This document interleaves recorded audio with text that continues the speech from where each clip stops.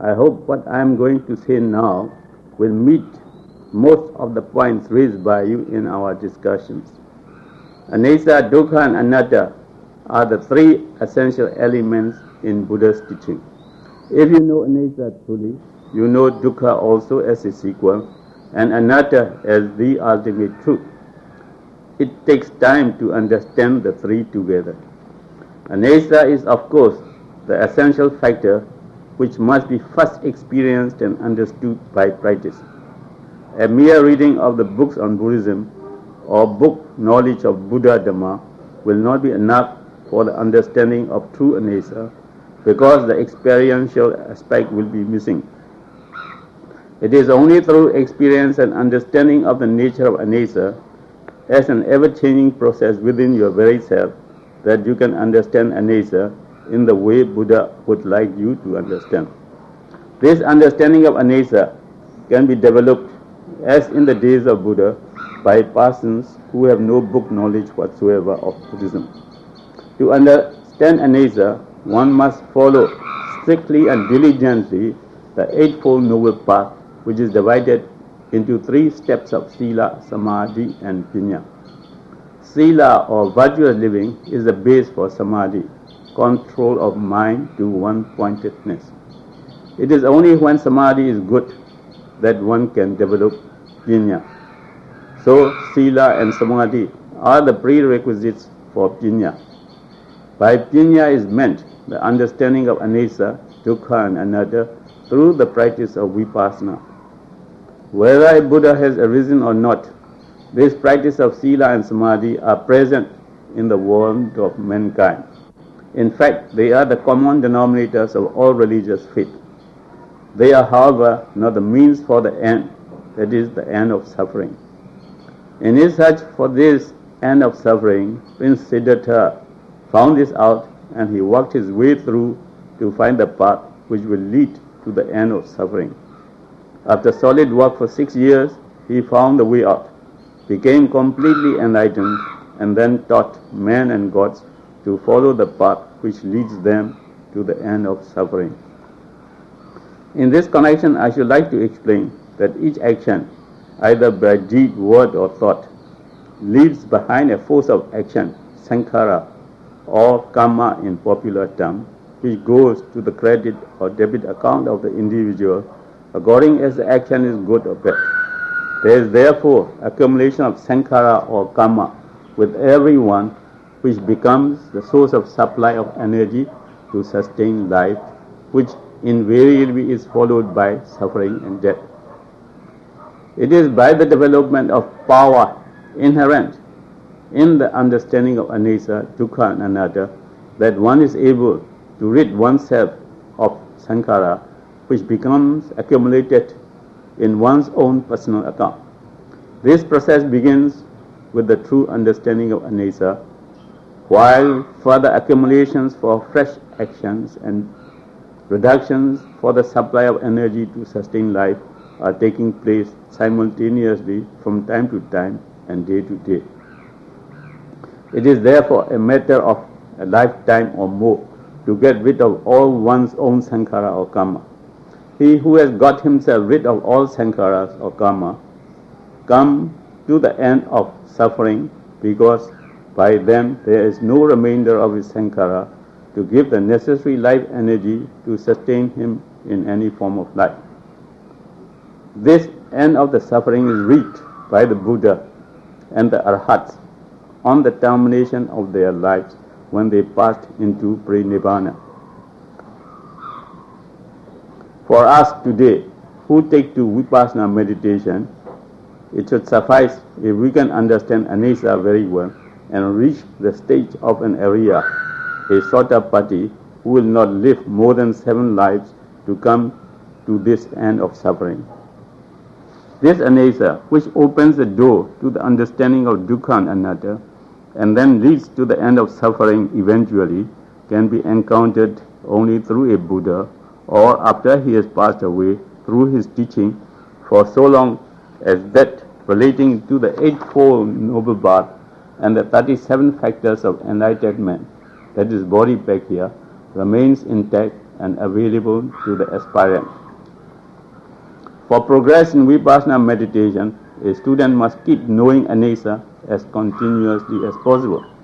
The Buddha's advice to monks is that they shall try to maintain the awareness of anicca or dukkha or anatta in all postures, whether sitting or standing or walking or lying down.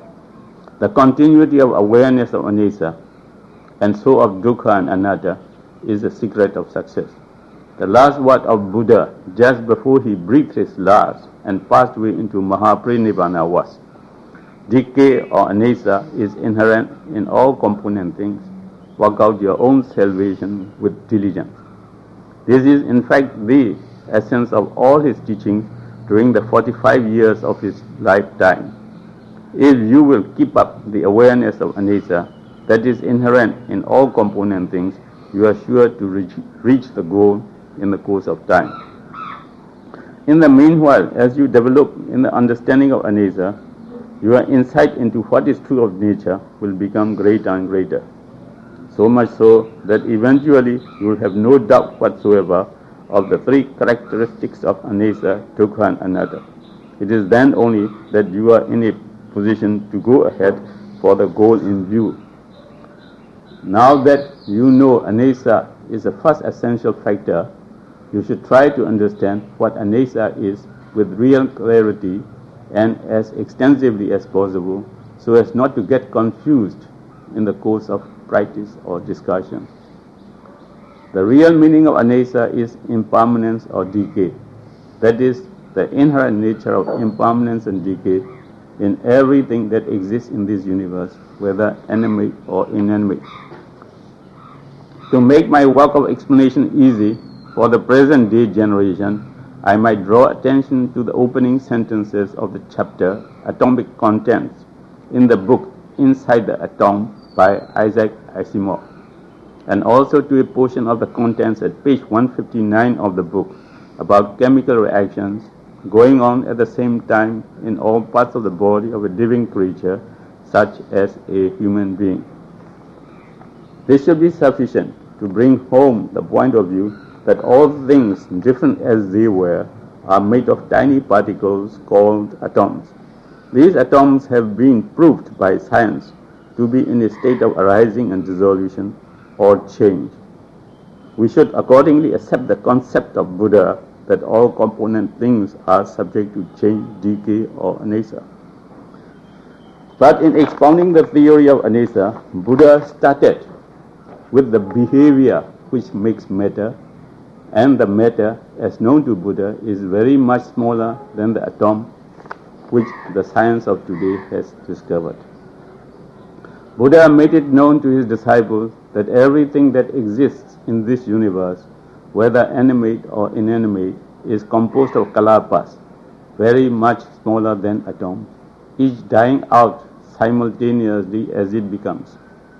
Each kalapa is a mass formed of the 8 nature elements, namely Pathavi, Abo, Tejo, Vayo, Vana, Gandha, Rasa and Oja. The first 4 are called material qualities, which are predominant in a kalapa. The other 4 are merely subsidiaries, which are dependent upon and born out of the former. A kalapa is the minutest particle in the physical plane, still beyond the range of science of today. It is only when the 8 nature elements, which have merely the characteristic of behavior, are together that the entirety of a kalapa, the tiniest of matter in the physical plane, is formed. In other words, the coexistence for a moment of these 8 nature elements of behavior makes a mass just for that moment, which in Buddhism is known as kalapa. The size of a kalapa is about 1/46,656 part of a particle of dust from the wheel of a chariot in summer of India. The lifespan of a kalapa is a moment, there being 1 trillion such moments in the wink of an eye of a human being. These kalapas are all in a state of perpetual change or flux. To a developed student in Vipassana meditation, they can be felt as a stream of energy. The human body is not an entity as it seems to be, but a continuum of an aggregate of matter, rupa, with life force, nama, coexisting. To know that our very staff is composed of tiny kalapas, all in a state of change, is to know what is true of nature of change or decay. This nature of change or decay, anicca, occasioned by the continual breakdown and replacement of kalapas, all in a state of combustion, must necessarily be identified with dukkha only, the truth of suffering. It is only when you experience impermanence as dukkha that you come to the realization of the truth of suffering, of the Four Noble Truths on which so much emphasis has been laid in the teaching of Buddha. Why? Because you realize this subtle nature of dukkha from which you cannot escape for a moment. You would become truly afraid of, disgusted with, and disinclined to your very existence with rupa and nama, and look out for a way to escape to a state beyond, that is beyond dukkha, and so to the end of suffering. What that end of suffering would be like, you will be able to have a taste of it, even so as a human being, when you reach the level of a Sotapanni and is developed well enough by practice to go into the unconditioned state of peace of nibbana within. Be that as it may, for everyday life, no sooner than you are able to keep up the awareness of anicca in practice, you will know for yourself that a change is taking place in you, both physically and mentally, for the better. Before entering upon the practice of Vipassana meditation, that is, after samadhi has been developed to a proper level, a student should first be acquainted with the theoretical knowledge of rupa, matter, and nama, mind and mental properties. If he has understood these well in theory and has come to the proper level of samadhi, there is every likelihood of his understanding anicca, dukkha and anatta in the true sense of the words of Buddha. In Vipassana meditation, one contemplates not only upon the changing nature, anicca, of rupa or matter, but also upon the changing nature, anicca, of nama, that is, thought elements of attention projected towards the process of change of rupa or matter. At times the attention will be on anicca of rupa or matter only. At times the attention may be on anicca of thought elements, nama. When one is contemplating upon anicca of rupa or matter, one realizes also that the thought elements arising simultaneously with the awareness of anicca of rupa or matter are also in a state of transition or change. In that case, you are knowing anicca of both rupa and nama together. All I have said so far relates to the understanding of anicca through body feeling of the process of change of rupa or matter, and also of thought elements, depending upon such changing processes. You should know also that anicca can be understood through other types of feeling as well. Anicca can be developed through feeling, one, by contact of visible form with the sense organ of eye, two, by contact of sound with the sense organ of ear, three, by contact of smell with the sense organ of nose, four, by contact of taste with the sense organ of tongue, five, by contact of touch with the sense organ of body, six, by contact of thoughts with the sense organ of mind. In fact, one can develop the understanding of anicca through any of the 6 organs of sense. In practice, however, we have found out that of all the types of feeling, the feeling by contact of touch with the component parts of the body covers a wide area for introspective meditation. Not only that, the feeling by contact of touch by way of friction, radiation and vibration of the kalapas within with the component parts of the body is more tangible than other types of feeling, and therefore a beginner in Vipassana meditation can come to the understanding of anesa more easily through body feeling of the nature of change of rupa or matter. This is the main reason why we have chosen the body feeling as a medium for quick understanding of anesa. It is open to anyone to try other means, but my suggestion is that one should have oneself well established in the understanding of anesa through body feeling before an attempt is made through other types of feeling. There are 10 levels of knowledge in Vipassana, namely 1. Samasana, that is appreciation of anesa, dukkha and anatta by close observation and analysis, of course theoretically. 2. Udyavaya, that is knowledge of the arising and dissolution of rupa and nama. 3. Bhanga, that is knowledge of the fast changing nature of rupa and nama as a swift flow of current or a stream of energy. 4. Bhaya, that is knowledge of the fact that this very existence is dreadful. 5. Adinava, that is knowledge of the fact that this very existence is full of evils. 6. Nebida, that is knowledge of the fact that this very existence is disgustful. 7. Monjitu Kamyata, that is knowledge of the urgent need to escape from this very existence. 8. Patichanka, that is knowledge of the fact that time has come to work with full realization for salvation with anesa at the base. 9. Sankharupekha, that is knowledge of the fact that the stage is now set to get detached from Sankara and to break away from ego-centralism. 10. Anuloma, that is knowledge that would accelerate the attempt to reach the goal. These are the levels of attainments which one gets through during the course of Vipassana meditation, which in the case of those who reach the goal in a short time, they can be known only in retrospect. With the progress in the understanding of anesa, one gets through these levels of attainment, subject, however, to adjustment or help at certain levels by a competent teacher. One should avoid to look forward to such attainments in anticipation, as this will distract him from the continuity of awareness of anesa, which alone can and will give him the desired reward.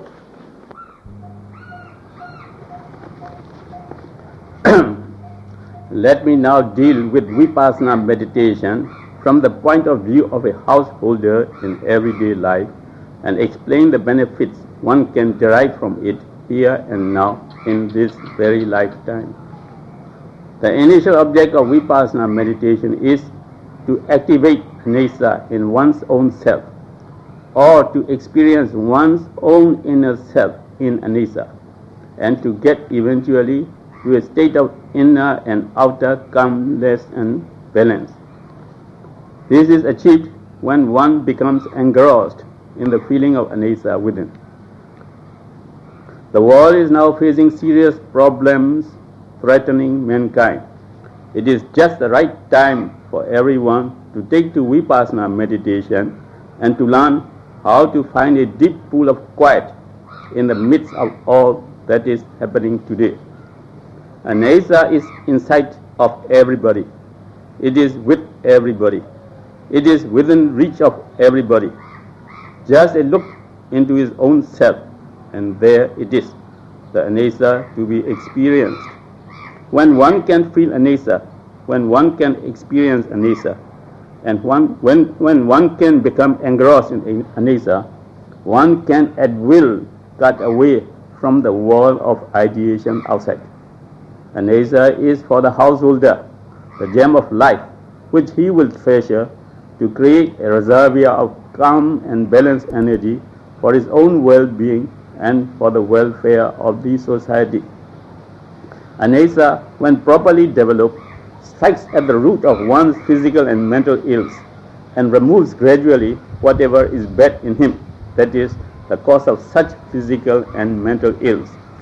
In the lifetime of Buddha, there were some 70 million people in Savatthi and places around, in the kingdom of Pasenadi Kosla. Of them, about 50 millions were Aryas who had passed into the stream of Sotapatti. The number of householders who took to Vipassana meditation must therefore be more. Vipassana is not reserved for men who have renounced the world for homeless life. It is for the householder as well. Now the time clock of Vipassana is struck. Now the time clock of Vipassana is struck. In spite of drawbacks which make householders restless in these days, a competent teacher or guide can help a student to get anesa activated in him in a comparatively short time. Once he got it activated, all that is necessary would be for him to try and preserve it. But he must make it a point, as soon as time or opportunity presents itself for further progress, to work out for the stage of Banga, the third level of knowledge in Vipassana. If he reaches this level, there will be little or no problem, because he should then be able to experience anesa without much ado and almost automatically. In this case, anesa shall become his base for the return thereto of all physical and mental activities outside the body, as soon as the domestic needs of daily life for such activities are over. There is likely, however, to be some difficulty with one who has not as yet reached the stage of Banga. It will be just like a tug of war for him between anesa within and physical and mental activities outside the body.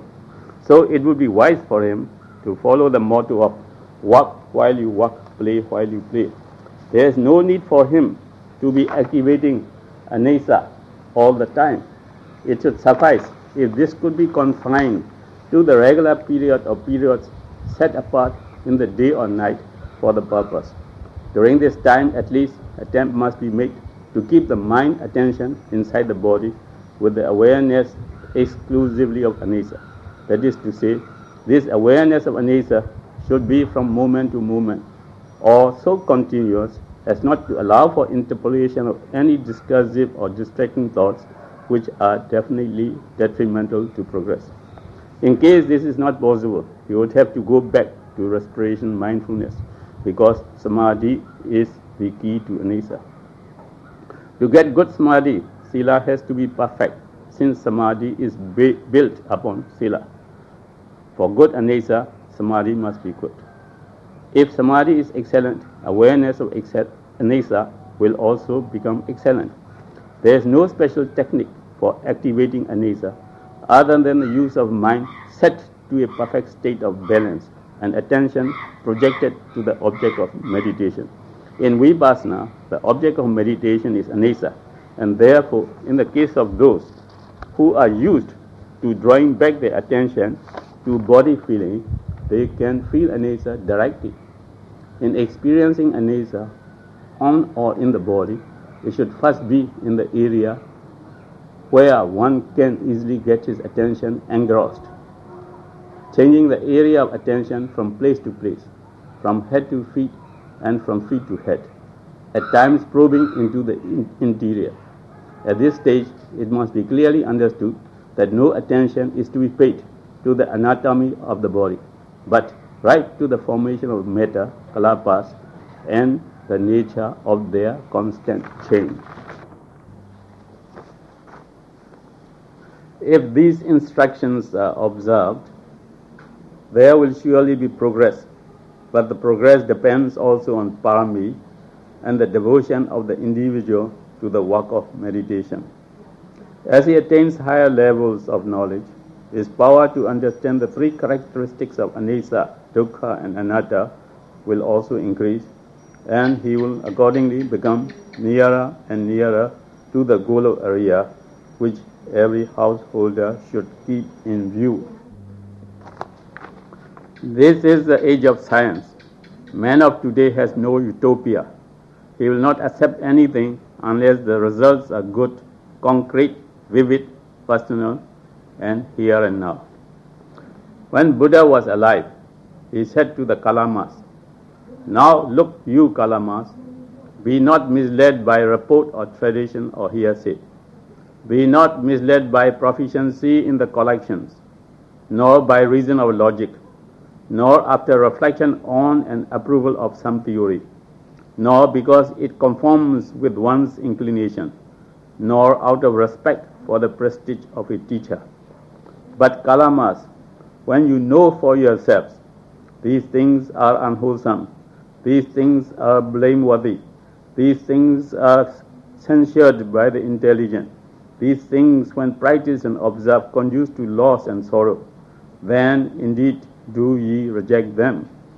But if at any time you know of yourselves, these things are wholesome, they are blameless, they are praised by the intelligent, these things when practiced and observed conduce to welfare and happiness, then Kalamas, do ye, having practiced them, abide therein." The time clock of Vipassana is now struck. That is, for the revival of Buddha Dhamma, the Vipassana in practice. We have no doubt whatsoever about definite results accruing to those who would, with open mind, sincerely undergo a course of training under a competent teacher. I mean results which will be accepted as good, concrete, vivid, personal, and here and now. The results which will keep them in good stead, in a state of well-being and happiness for the rest of their lives. May all beings be happy, and may peace prevail in the world.